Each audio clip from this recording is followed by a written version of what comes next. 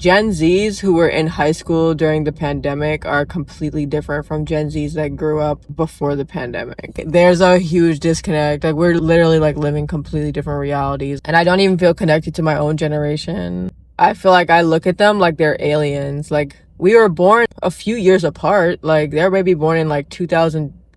I was born in 1998, but like, y'all just different. Like, y'all just built different. Y'all whole personalities happen through the internet. You were an iPad kid. Your identity was scrambled. We're not speaking the same language, like, at all. You're just a nothing burger. You're a nothing friend. You give no energy or effort to the connection, to the relationship. You don't have deep thoughts or original thoughts. You speak like you're a TikTok For You page. You don't have your own identity. You're not a real person. You're playing the character that people know you as from your Instagram or from your TikTok or from your YouTube channel. People will feel so comfortable sharing their whole life experience with thousands of people, but you get in person and then they have nothing to say. And it's like, this is weird. I'm literally the kind of person that's like, I want to have deep conversations in person. Like, I'm begging people to actually talk about something real. It just feels like other people my own age, they're not there yet. Like, and I don't know if they ever will. It's just frustrating because it's like, damn, like, you really could just show up. You really could just show up as yourself. I used to be that girl. I was literally the class clown. In my most depressed era, I was funny as shit. I was the life of the party, drinks on me. But like, I got to a point where I was like, damn, like, this is not real. The minute you have something actually going on, everybody scatters because you haven't cultivated any real connections with people. Gen Z friendships are so fucking weird. People are so used to existing online, but they don't know how to exist in real life. There are some people that just like to be seen and not known. I used to be this type of person. I was very comfortable posting my weird creative side, and I got a lot of validation on the internet, but like, in person, I was not around those types of people. And so the internet really was this place to go for validation and connection that I just otherwise would never have had. And I think that's good. Gen Z's relationship to the internet and social media has allowed us to be seen, to be heard, to be known, and to build connections that we otherwise would have had. But by that same token, it's also cut us off from the ability to connect with people in the real world. I've made a few videos about this, honestly. Being friends with Gen Z people is really hard. And I'm what one would consider a zillennial, but as someone who's struggled with a lot of social anxiety, autism, or whatever people are calling it these days, being neurodivergent, not wanting to make eye contact with people, processing things differently or processing things slowly. But either way, I just felt like different from people growing up because I felt like I don't process things the same way that everyone else does. It takes me a long time to get over things. It takes me a long time to like read social situations. And I feel like everyone is like that now. Like, I genuinely feel like everyone is somewhere on the spectrum of neurodivergence. And so these are not things that trouble me as much anymore, but it still troubles me because it feels like they just never learn how to talk to a real person in real life. It genuinely feels like Gen Z are so comfortable being seen on the internet, their bodies being looked at. They want to be what other people think they are, and they haven't really taken the time to figure out who they actually are and how to show up in the world to attract like-minded people. When I was in my early 20s, I struggled with this a lot. I had this online persona. I was on TikTok. I was on Instagram. I was very much on a trajectory to kind of blow up, get big, make a name for myself in that alternative fashion space, which is genuinely what I wanted at the time. At some point, it hit me like, this is what you're gonna be known for. I'm showing my ass on Instagram, or I'm piercing myself online. Do I want to be known as the girl that does that? And I don't know how many Gen Z girls are really thinking that deep about it. I think in the moment, it seems like a good idea to get on Instagram Live and overshare, or to drink Four Loko and sabotage. I think it makes sense to do that in your early 20s, and it's fun and it feels right.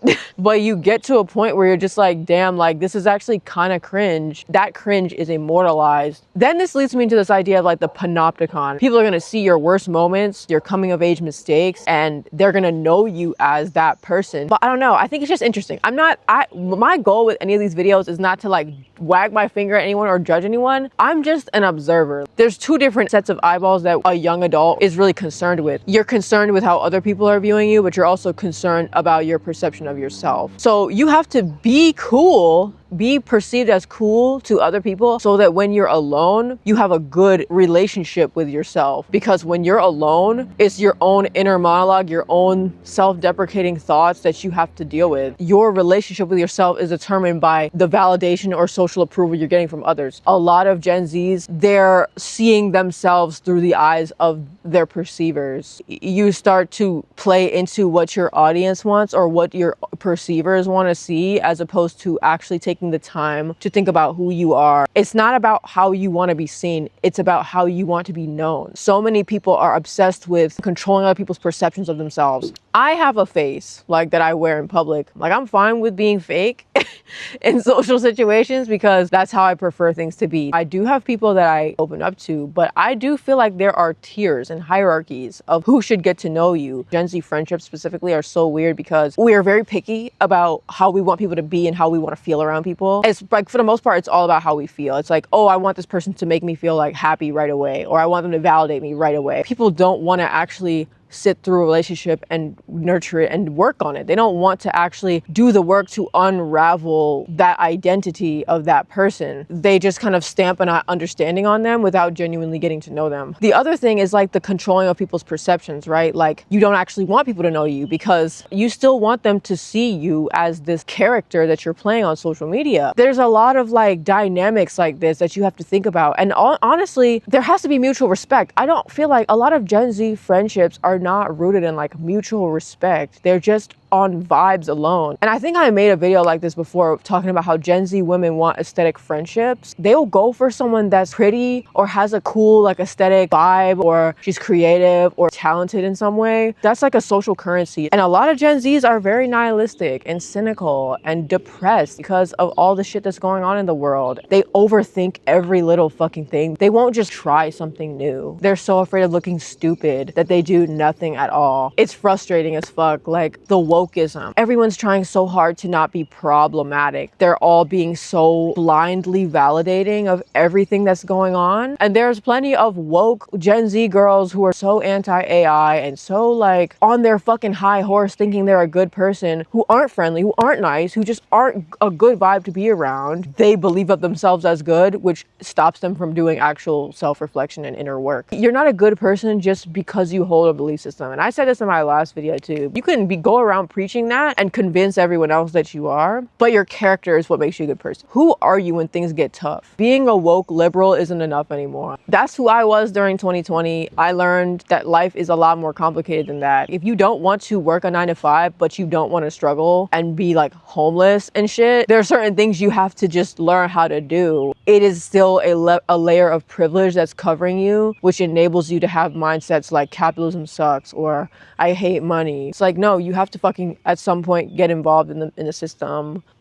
A lot of Gen Zs are just very delusional, and I made another video talking about this too. I added you to my close friends, so that means that I think of you as a close friend. No, bitch, you have to actually be a fucking friend, like in real life. You have to actually genuinely show interest in other people's lives. You have to actually talk to people, make an effort to be there for them. At least pretend, because if you don't even pretend, then it's giving you don't give a fuck. Looking at someone's Instagram story or Snap story or whatever doesn't actually, you're not doing any work for that relationship. It seems like you are because you're seeing that person, you're listening to them rant about whatever it is. You're checking in on them, but you're not actually connecting with them. Every few weeks, I see someone post something online that's like, Instagram is so weird. People are just watching you all the time, but they never reach out. Yeah, that is fucking weird. It is weird. Everyone's looking at you, but no one is really seeing you. And everyone is seeing you, but no one really knows you.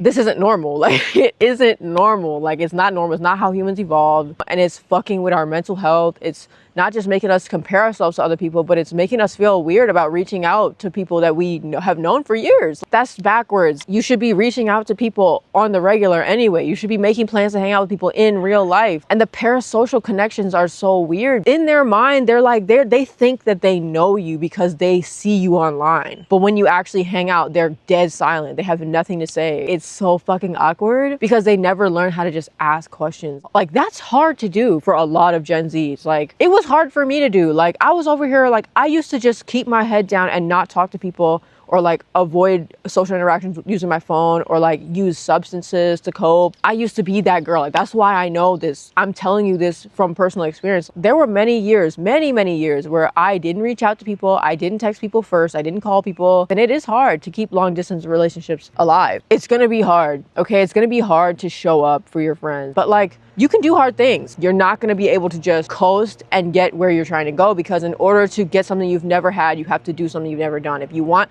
the relationships that you are craving, you want the connections that are genuinely fulfilling, you want the business opportunities or the financial opportunities or just a completely different reality, at some point, you're gonna have to take accountability for your behaviors and you're gonna have to change them. If you want better friends and better connections and better experiences, you have to be a better person. It's really that simple.